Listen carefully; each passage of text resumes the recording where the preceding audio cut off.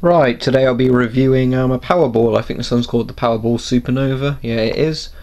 As far as I know, these are made by a company called NSD, but I think they're distributed by a different company, or they use a different name in the UK, and I think they call them RPM or something. But anyway, it's the Powerball Supernova. At least I know what that bit is, because it's quite clear. And these are like these gadgety exercise things that have been becoming ridiculously popular, and a couple of my mates have got one. I tried and I thought they were quite cool, and thought it'd be worth getting one. Now I got it because I wanted to strengthen my wrist muscles, because basically with light sort of melee weapons like machetes, I'm quite good with those, but with the heavier ones that require sort of more wrist strength, I'm not as good. So I got one of these hoping I could improve my wrist and that. Now, there's good and bad things about this. As an exercise tool, I think it's really good. The bad thing is the instructions it comes with are utter shit. I can't believe that they are literally utter shit. There's no real written instructions for it. They give you a CD-ROM with it, but the problem is the CD-ROM still basically gave me information I found wasn't helpful. So I'll talk a bit more about all the stuff anyway. In the box you get the Powerball and 2 bits of red string. I've already lost one.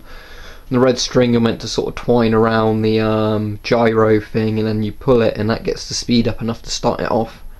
And the problem is it doesn't give it enough speed to start off if you're learning how to use it, because that's the most frustrating thing of these, is that the instructions are pretty piss poor, and until you get the technique right you essentially can't use it, and they don't provide you with anything to speed it up enough. So I had to buy off of Amazon one of these auto starter things, and that's really good. And this is the Supernova, by the way, is one of the ones that records how fast you've got it or whatever. So I'll try and demonstrate it with the string. We'll see if we can get it go over the string. If the string doesn't work, we'll basically use the auto starter. One thing I've tried, in my opinion, that works better than the string: if you've got a long flat surface like a wooden table to run it off of, you can get it going faster to start off with that way. But the reason the auto starter is probably the best thing if you're learning how to use it like me, because I couldn't start it before I used the auto starter and now I can start it by hand, is that with the auto starter, as it's going faster, you have more margin for error, because when it gets too slow to Powerball you won't be able to actually keep it going. So if you're trying to learn how to use it, you basically need it to be going at full speed, so you can then try and work out the wrist movements or whatever to keep it going, rather than using the string. You have about 2 seconds to speed it up, or else obviously you have to try again, and that's just so frustrating. Anyway, I've talked about enough, let's try and get it working. Right, hopefully I'll be in frame enough when I get there. So, here's the string method. What you do with the string method is you pop it into a bit of the gyro and you twist it round like that. Keep going until it's quite tight and there's not much string left, like so. Now we'll see if I can actually get working. So the idea is you do sort of wrist movements like that, or at least that's what I found works best for me. There we go, it's sort of starting to work. And as you sort of get the wrist movements going faster, the Powerball speeds up.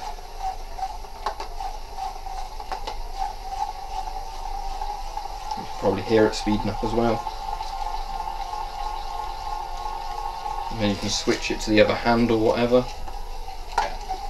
Speed it out with that one. Basically, the faster you get these things moving, the more pressure they put on the wrist or whatever, and the harder they are to keep going at the same speed. So yeah, they're pretty good training exercises, and basically what I just try and do is keep one going for like 10 minutes or something. You can already start to feel it sort of strain arm muscles, so it obviously does something. It's quite a cool little toy because it's got the LEDs in there that light up. Anyway, we'll let that slow down, then we'll try the auto starter method. So yeah, it's got like a gyro thing that spins really fast, and basically, see, I can actually restart it now, but obviously I want to let that wear down just so we can demonstrate the other thing.